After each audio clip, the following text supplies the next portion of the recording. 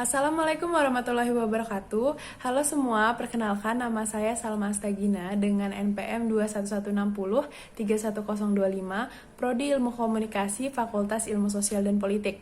Pada kesempatan kali ini, saya akan menjawab pertanyaan dari tugas yang telah diberikan oleh Ibu Tina selaku dosen pengajar mata kuliah pengantar sosiologi.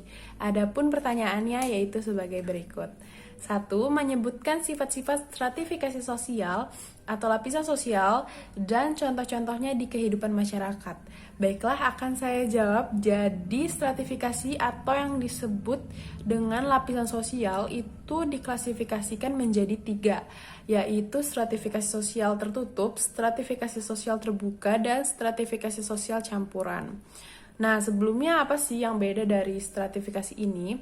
Stratifikasi sosial tertutup maksudnya itu masyarakat sulit untuk melakukan perpindahan status ke lapisan atas atau lapisan bawah.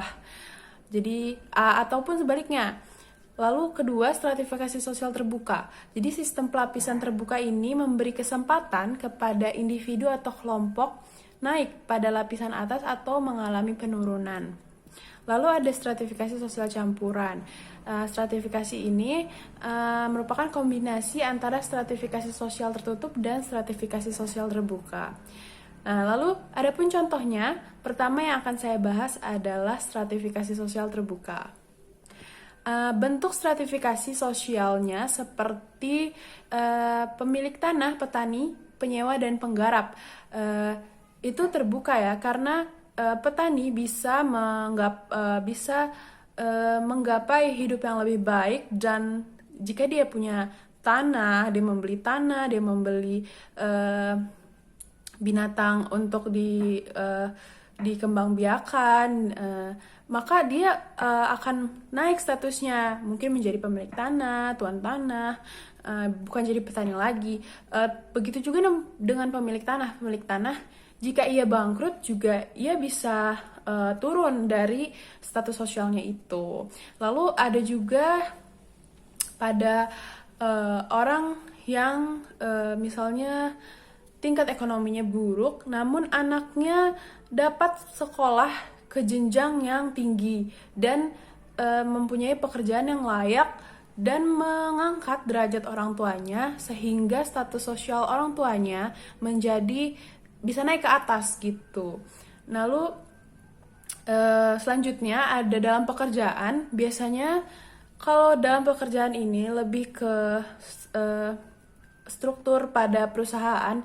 Jika dia direktur, dia bisa turun jika dia melakukan kesalahan ataupun memang dia mundur, dia bisa turun dari tingkat status sosialnya. Dan jika seseorang itu terus bekerja giat gitu, dia bisa naik ke tingkat seperti misalnya dia menjadi asisten supervisor, lalu ke direktur. Jadi dia naik status dalam tingkatan struktur perusahaan itu. Lalu selanjutnya ada stratifikasi sosial tertutup. Contohnya yaitu sistem kasta yang membagi masyarakat Bali itu menjadi 4 golongan, yaitu Sudra, Waisa, Ksatria, dan Brahmana. Lalu di Jawa juga ada, yaitu membagi masyarakat menjadi 2 golongan, yaitu golongan darah biru dan golongan rakyat biasa. Jadi seseorang yang bukan keturunan dari ningrat itu tidak bisa menjadi darah biru. Hal itu tidak bisa terubah gitu, karena dari keturunan gitu. Begitu juga dengan yang Bali tadi. Lalu pemberian gelar Andi pada beberapa masyarakat Bugis, lalu ada Raden pada beberapa masyarakat Jawa, dan Tengku untuk beberapa masyarakat Aceh. Itu juga termasuk stratifikasi sosial tertutup. Lalu juga ada misalnya di dalam sebuah keluarga yang masih menjunjung tinggi adat dan istiadat, biasanya tuh ada yang berlaku seperti anak laki-laki mendapatkan kesempatan yang lebih besar daripada anak perempuan. Dan itu juga berlaku pada hal pendidikan dan warisan. Ada keluarga yang seperti itu, dan hal itu juga termasuk stratifikasi sosial tertutup ya, karena kita tidak bisa mengubah jenis kelamin kita ke perempuan atau ke laki-laki gitu. Jadi itu termasuk yang tertutup. Nah, lalu ada yang terakhir, stratifikasi sosial campuran.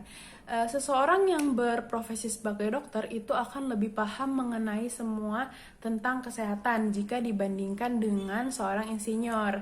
Jadi hal ini adalah sebagai tanda tingkat keilmuan seseorang itu, yang biasanya hal tersebut ditandai dengan pemberian tambahan gelar pada nama orang tersebut. Hal ini juga berkaitan erat dengan tingkat pendidikan yang didapatkan oleh sebagian orang. Jadi nggak pasti kalau misalnya dokter dengan insinyur. Mungkin kalau dokter di bidang keinsinyuran dia tidak terlalu tahu, tapi begitu juga sebaliknya dengan insinyur, dia tidak begitu tahu mengenai dunia kedokteran. Lalu ketika seseorang yang misalnya berstatus Raden, dia mempunyai kedudukan terhormat di tanah Jawa, tapi kan semua orang itu dinamis ya, jadi dia misalnya berpindah tempat atau dia pergi ke ibu kota di Jakarta, lalu karena dia di Jakarta tidak ada sistem seperti itu, dan misalnya dia bekerja sebagai buruh. Nah, ini menjadikan seseorang itu lebih rendah strata sosialnya. Jadi bisa berubah gitu.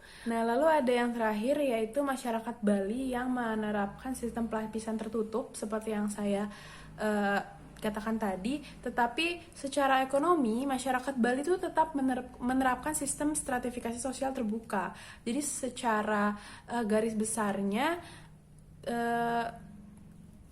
kasta itu tidak memengaruhi bagaimana orang memandang seseorang yang sukses secara finansial. Itu tidak memengaruhi itu secara ekonomi.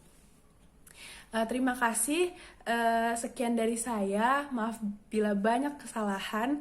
Wassalamualaikum warahmatullahi wabarakatuh.